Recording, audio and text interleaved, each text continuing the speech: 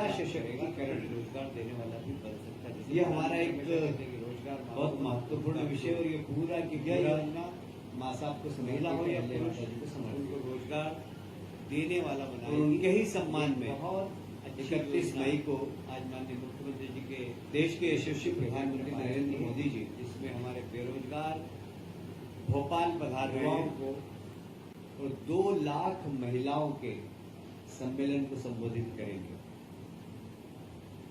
महिला सशक्तिकरण के लिए जो कार्यक्रम केंद्र सरकार और प्रदेश सरकार के द्वारा किए जा रहे हैं, जिस प्रकार महिला कामगारों के लिए औद्योगिक क्षेत्र में उनके आवास की व्यवस्था केंद्र सरकार और राज्य सरकार के सहयोग से सभी औद्योगिक क्षेत्रों में महिला कर्मचारियों के लिए आवास बनाने का निर्णय आज कैबिनेट ने भी लिया है और माननीय प्रधानमंत्री जी इस विषय में विशेष रुचि ले रहे हैं, इसलिए केंद्र सरकार से भी हमें सहयोग प्राप्त हो रहा है। वहीं माननीय प्रधानमंत्री जी भोपाल और इंदौर की भोपाल से ही मेट्रो ट्रेन का भी लोकार्पण करेंगे। इंदौर और भोपाल और साथ ही दतिया एयरपोर्ट और सतना का एयरपोर्ट, उन दोनों का भी वहीं से लोकार्पण करेंगे। माता जी के जो 300 जयंती पर 20 मई से 31 मई तक काफी कार्यक्रम हुए। कल पता नहीं आप लोगों ने नाटक देखा कि नहीं देखा, अद्भुत नाटक था। मतलब प्रहलाद भाई और हम जरा कठोर माने जाते हैं, हमारी आंख में आंसू बहुत कम आते हैं, हमारे कारण बहुत सारे लोगों को आ जाते हैं, पर कल वहां हमें भी आंसू पोंछना पड़ा। इतना जबरदस्त नाटक था। माननीय मुख्यमंत्री जी ने वहीं पर निर्णय लिया कि प्रदेश के जहां जहां जो शहर मांगेगा वहां पर ये नाटक हम कराएंगे और उसके प्रोग्राम भी बन गए हैं। कालिदास संस्कृति अकादमी उज्जैन में भी होगा। महिदपुर में देवी अहिल्या केंद्रित महिला कवि सम्मेलन होगा। ग्वालियर, भोपाल, बैतूल में यही महानाट्य प्रस्तुत किया जाएगा। इंदौर में एकल कविता पाठ व सांस्कृतिक गतिविधियां लगातार चलेगी। देवी अहिल्या केंद्रित महानाट्य शिव योगिनी अहिल्या, ये भी अब एक बार फिर से लता मंगेशकर ऑडिटोरियम में होगा। राजबाड़ा परिसर में माता जी के लिए एक समर्पित महिला सशक्तिकरण के लिए भी कार्यक्रम होगा। राहवीर योजना, जब कभी भी एक्सीडेंट हो जाता तो साधारणतः लोग देख के और आगे बढ़ जाते हैं। हमारे देश के प्रधानमंत्री को भी इसकी चिंता थी और हमारे प्रदेश के यशस्वी मुख्यमंत्री जी ने भी इस पर चिंता प्रकट की। मुझे कहते हुए गर्व है कि अब कहीं पर भी एक्सीडेंट होगा, जो भी राहगीर रोक कर उस घायल व्यक्ति को अस्पताल तक पहुंचाएगा या उसको प्राथमिक स्वास्थ्य केंद्र तक पहुंचाएगा, उसको 25,000 रुपये सरकार की ओर से मिलेगा। उसको तत्काल 108 एम्बुलेंस पर फोन भी करना होगा। और ये राहवीर योजना निश्चित रूप से बहुत सारे लोगों की जान बचाने में बहुत महत्वपूर्ण भूमिका अदा करेगी। और जब जिस व्यक्ति को पुरस्कार मिलेगा उसको पुलिस परेशान भी नहीं करेगी। एक निर्देश शासन की ओर से है कि जो भी व्यक्ति घायल व्यक्ति को उपचार के लिए या उसकी जान बचाने के लिए सहयोगी बनकर सामने आए, पुलिस उसके सहयोगी बने, उससे प्रश्नवाचक चिन्ह नहीं करे।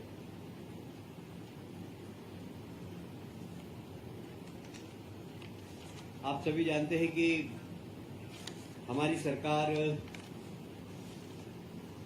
किसानों को उनकी आय दुगनी हो, और इसलिए आपने देखा होगा कि एमएसपी हम लगातार बढ़ा रहे हैं। जहाँ एमएसपी बढ़ा रहे हैं वहाँ पर हम किसान के उत्पादन को खरीद भी रहे हैं, और इसलिए इस बार हमारी सरकार ने एमएसपी तो 2400 और 2500 रुपये निर्धारित की गई थी।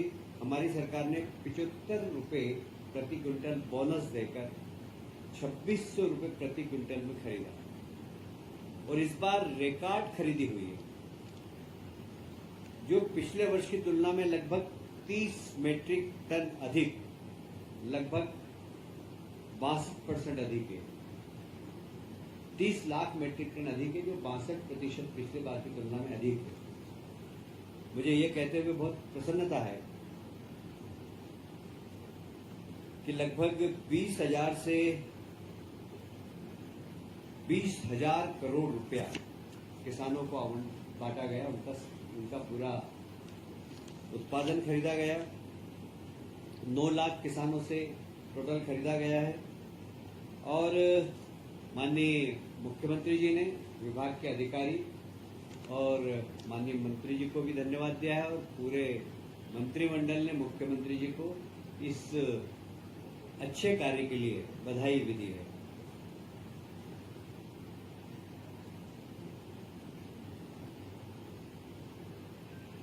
शायद आपको स्मरण होगा कि सीतामऊ में पिछले माह किसान सम्मेलन हुआ था, और इस किसान सम्मेलन का उद्देश्य, किसान समागम का उद्देश्य यही है कि कृषि आधारित उद्योग को हम बढ़ावा दें, और आधुनिक खेती कैसे की जाए, साथ ही प्राकृतिक और ऑर्गेनिक खेती कैसे की जाए।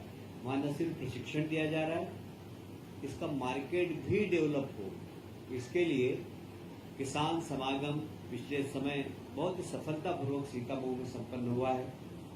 दूसरा हमारा इसी प्रकार का किसान समागम नरसिंहपुर में 26 से 28 मई के बीच में होगा, जहां कृषि आधारित उद्योग पर चर्चा होगी। उसी प्रकार क्रॉप पैटर्न बदलने का मार्गदर्शन देंगे उन्हें, किसान उन्नत हो, किसान की आय डबल हो, और ऑर्गेनिक और प्राकृतिक खेती की तरफ किसान जाए, इस दिशा में उनको प्रशिक्षण देने का काम इसमें होता है। और साथ ही वैल्यू एडिशन कैसे हो सकता है, गांव के अंदर ही छोटे उद्योग, बड़े उद्योग, किसान सिर्फ उत्पादन नहीं करे, रोजगार देने वाला व्यक्ति भी बने, इसके लिए भी वहां पर प्रशिक्षण देने का काम हम लोग करने वाले हैं।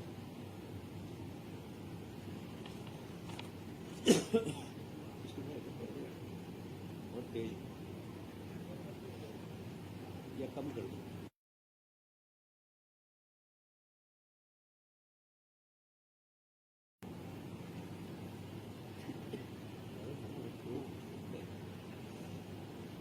मित्रों, आप सभी जानते हैं कि शहरों का विकास बहुत तेजी से हो रहा है, और कई बार दो शहरों के बीच में यदि विकास करना हो तो कौन सी एजेंसी करे, ये हमेशा एक प्रश्न चिन्ह उठता है। जैसे इंदौर के लिए हमको अंतर्राष्ट्रीय एक एयरपोर्ट चाहिए। अब उस एयरपोर्ट को नगर निगम बनाए, कौन जमीन उसकी सिलेक्ट करे, इसके लिए बहुत जरूरी था कि एक ऐसी संस्था हो जो कि इस बारे में विचार करे, 2-3 शहरों के बारे में कैसे एक समेकित डेवलपमेंट, और 2-3 शहर क्लब होकर विकास के बारे में सोचे। इसके लिए महानगर काउंसिल का एक, जब संविधान का 74वां संशोधन हुआ था, उस वक्त संविधान में ये गाइडलाइन थी कि शहरों को एक महानगर परिषद बनाना चाहिए। तो हमने भी आज की कैबिनेट में महत्वपूर्ण निर्णय लिया है, जिसमें इंदौर, भोपाल, उज्जैन, जबलपुर, ग्वालियर मेट्रोपॉलिटन विकास प्राधिकरण बने। अब अभी एक हमने नियम का एक ढांचा बनाया है। उसके बाद इसमें कैसे हमें जनप्रतिनिधि को जोड़ना, जनप्रतिनिधियों के लिए काम जनप्रतिनिधियों के मार्गदर्शन में काम करना, यह जब प्राधिकरण बना है तो इसका काम सिर्फ दो संस्थाओं के बीच में गैप फिलिंग का, इससे नगर निगम का काम प्रभावित नहीं होगा, प्राधिकरण का काम प्रभावित नहीं होगा, वो अपने क्षेत्र में काम करते रहेंगे, बाकी हम एक सहयोगी संस्था बनकर काम करेंगे। और इसके चूंकि मुख्यमंत्री इसके चेयरमैन होंगे और इसलिए ये प्राधिकरण शहरों को व्यवस्थित विकास में, जो जैसे अब इंदौर के आसपास हम बात करते हैं, इंदौर, उज्जैन, धार, कुछ हिस्सा देवास का, कुछ हिस्सा हम धार का, इसे सबको मिलाकर एक मेट्रोपॉलिटन काउंसिल बना रहे हैं और उसके पूरे समुचित विकास का, ट्रांसपोर्टेशन कैसा होगा, 25 साल बाद वहाँ आवागमन कैसा होगा, कितने व्हीकल होंगे, तो हमें उस हिसाब से अभी से सड़कों का प्लान करें। यहाँ पानी की आवश्यकता कितनी होगी, तो अभी से हम पानी के सोर्सेज के बारे में हम अभी से उसके बारे में सोचेंगे।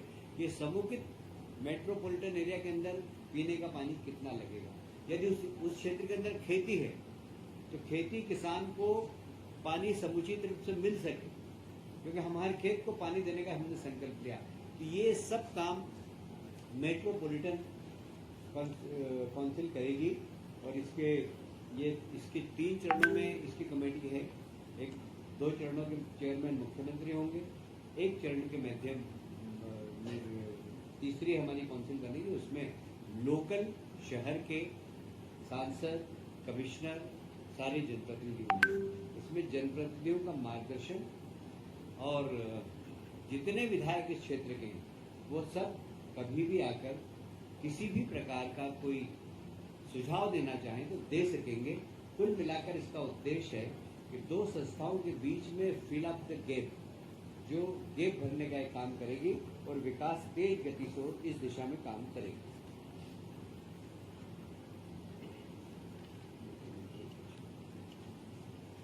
मित्रों, स्वच्छ भारत मिशन देश के प्रधानमंत्री जी ने चालू किया है और उसमें नगर निगम, नगर पालिकाओं को काफी धनराशि भी आवंटित की गई। अब जो भारत सरकार का स्वच्छ भारत मिशन में है 2.0 में बहुत सारे ऐसे प्रावधान है जो नंबर 1 में नहीं थे और इसलिए उन प्रावधानों की कमी दूर करने के लिए, जैसे मैं एक उदाहरण दूँ आपको कि पहले स्वच्छ भारत मिशन के माध्यम से कचरा कलेक्शन के लिए गाड़ियां आ गई। अब उनकी लाइफ 3 साल है, 4 साल है, हमको नई गाड़ी खरीदना है। नई गाड़ी खरीद करने के लिए स्वच्छ भारत 2.0 में वो प्रावधान अब नहीं है और इसलिए हम अब मुख्यमंत्री शहरी स्वच्छता कार्यक्रम हम वापस चालू कर रहे हैं। पहले ये हालांकि 2012 में चालू किया था, पर इसको बाद में जब स्वच्छ भारत मिशन आया तो यह शून्य हो गया था, क्योंकि वो बहुत बड़ी राशि भारत शासन से आ रही थी।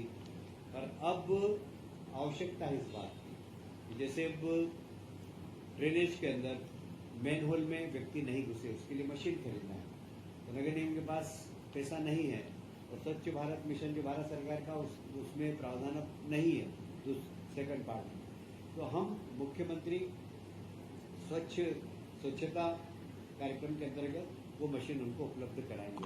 कुल मिलाकर स्वच्छ भारत मिशन लगातार तेज गति से चलता रहे और इसलिए इसके सपोर्ट के लिए ये मुख्यमंत्री शहरी स्वच्छता कार्यक्रम के अंतर्गत हमने आज कैबिनेट में निर्णय लिया है।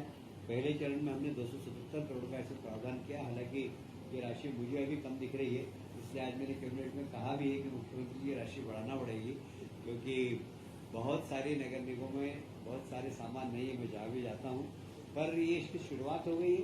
पैसे के तो कभी भी आ सकते हैं, 12 महीने हम लोग कैबिनेट करते रहते हैं और पर यह एक अच्छी शुरुआत हुई है कि स्वच्छता मिशन जो केंद्र सरकार का वो तेज गति से चलता रहे। आज एक महत्वपूर्ण निर्णय और हुआ, फिर उसको वैसे कर दिया, जिसे ऊपर कर दो।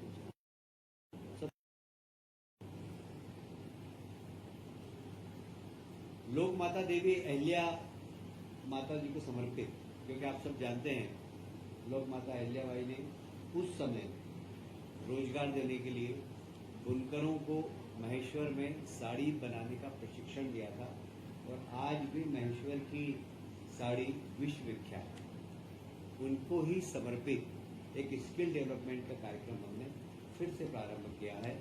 इस कार्यक्रम के अंतर्गत जरूरतमंद व्यक्ति को बैंक ब्याज से 1,000 रुपये प्रतिवर्ष की छूट दी जाए। साथ ही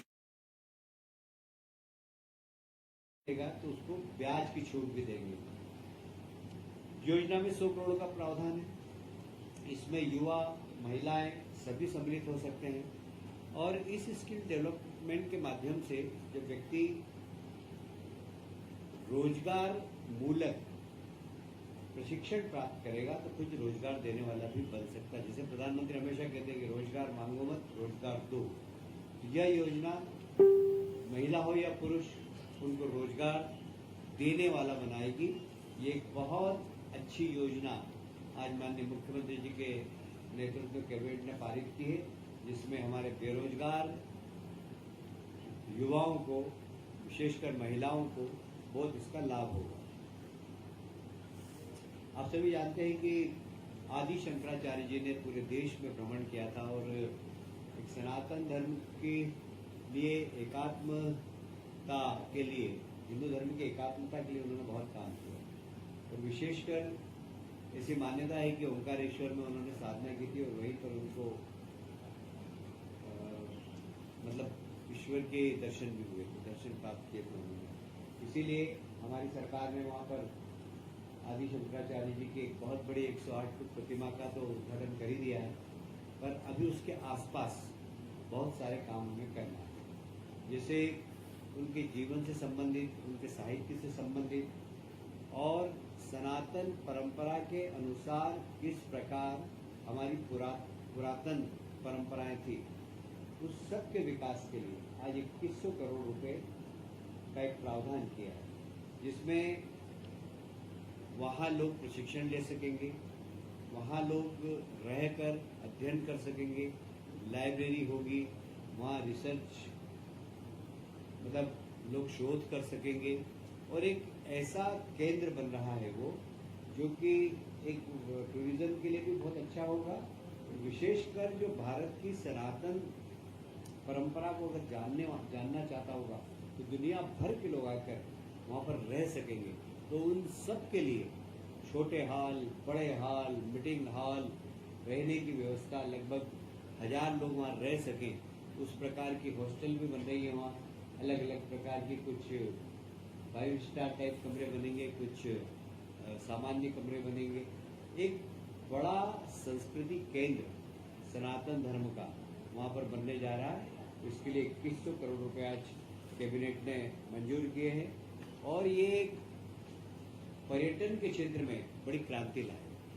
जैसे कि उज्जैन में हमने महाकाल लोक बनाया और उसके बाद वहाँ पर दर्शकों की संख्या लगभग 30 से 40 गुना बढ़ी है और वहाँ की अर्थव्यवस्था का चक्र 10 गुना बढ़ा।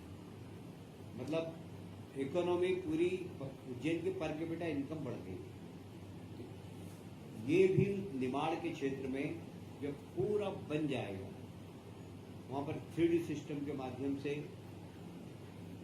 आदि शंकराचार्य ने पूरे देश में घूमकर किस प्रकार ऐसा लगेगा उनको कि हम आदि शंकराचार्य के युग में आ गए। इस प्रकार का एक संग्रहालय बनेगा वहाँ पर। लोग इसको निश्चित रूप से देखेंगे ही, जो जाएगा वो एक बार नहीं बार बार देखेगा और सारे देश का वो आकर्षण का केंद्र बने, एक अच्छा पर्यटक स्थल बने। इस दिशा में हम काम कर रहे हैं। ये एक बहुत महत्वपूर्ण निर्णय आज कैबिनेट में हुआ है।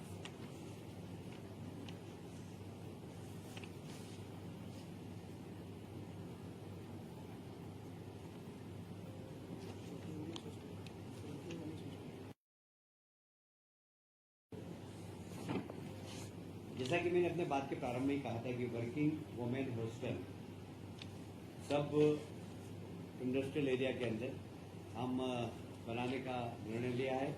अभी प्रथम चरण में हमने उद्योगपुरी जिला के अंदर लगभग 66 करोड़ का निर्णय लिया है। पीथमपुर में 76 करोड़ का, मालनपुर में 29 करोड़ का और औद्योगिक पार्क मंडीदीप में 77 करोड़ का। ये अभी हम हमारे बजट में से कर रहे हैं। पर आज माननीय मंत्रियों ने भी सुझाव दिया और मुख्यमंत्री जी ने भी उसको माना कि ऐसा होना चाहिए कि हमें जो इंडस्ट्रियलिस्ट हैं उनसे भी बात करना चाहिए कि CSR में वे वर्किंग वुमेन हॉस्टल का निर्माण करें और PPP मोड पर भी हम कर सकते हैं। इस सब दिशा में हम लोग काम करेंगे। खास करके औद्योगिक क्षेत्र में महिलाएं सुरक्षित रह सके, इसके लिए यह योजना प्रारंभ की है। एक और आज इंदौर को तोहफा दिया है माननीय मुख्यमंत्री जी ने। आप सभी जानते हैं होलकर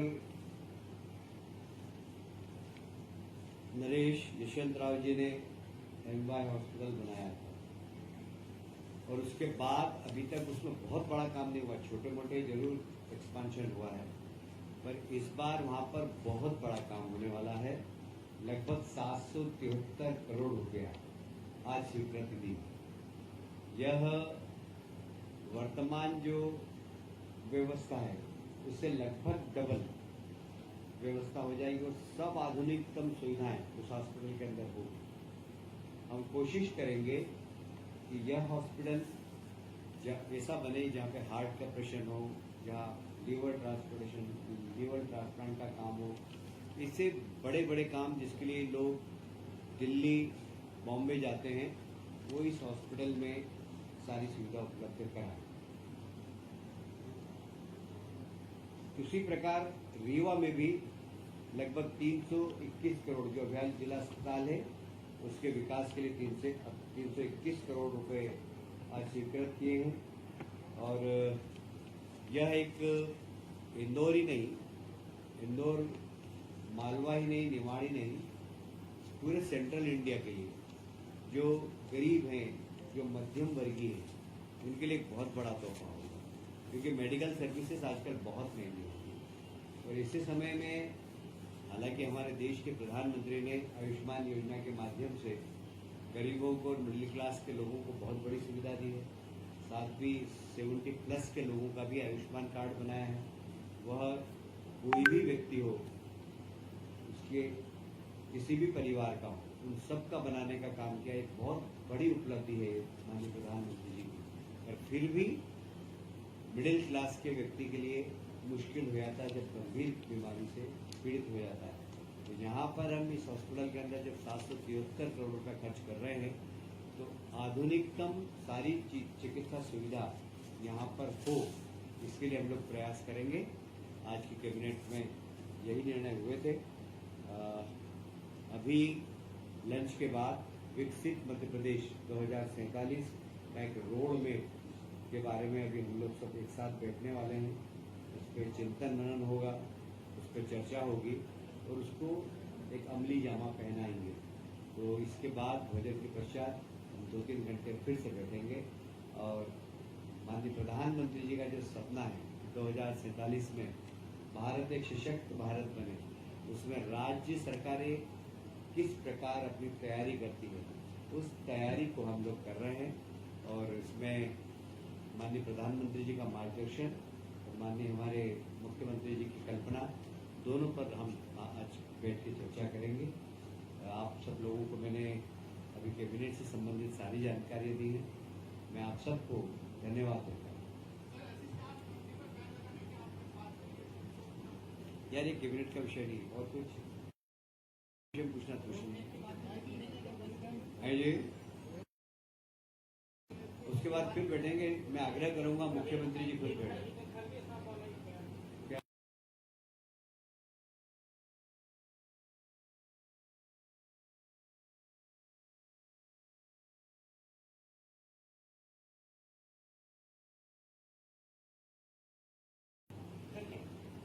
देखिए खड़गे जी जो बयान देते हैं हमें बहुत वरिष्ठ है, उनके बारे में कुछ टिप्पणी करो तो अच्छा नहीं।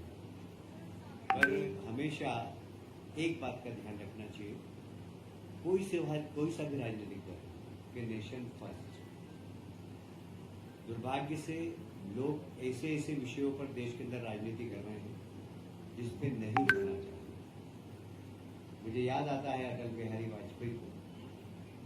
कल शरद पवार जी ने भी अपने भाषण में कहा कि जब नरसिंह राव जी प्रधानमंत्री और मानवाधिकार का हनन हो रहा है जम्मू कश्मीर में, इसको लेके एक सख्त नोटिस यूनाइटेड नेशन में दिया। नरसिंह राव जी पस्त हो गए थे क्योंकि प्रतिबंध लगने वाले थे। उस समय नरसिंह राव जी ने अटल जी से कहा कि इस का नेतृत्व आप करें। सलमान खुर्शीद विदेश मंत्री, उसमें अटल बिहारी वाजपेयी जी ने यूएन में भारत का पक्ष रखा। शरद पवार जी भी उस मंत्रिमंडल में शामिल थे। कल शरद पवार जी ने इस बात का जिक्र भी किया। जब देश की बात हो तो हमें राजनीति नहीं करनी चाहिए। तो इसलिए खड़गे जी जो बोल रहे हैं, राहुल गांधी जी जो बोल रहे हैं, देश की जनता समझ रही, मैं उसके ऊपर कोई टिप्पणी करूं ये मैं उचित नहीं। Thank you.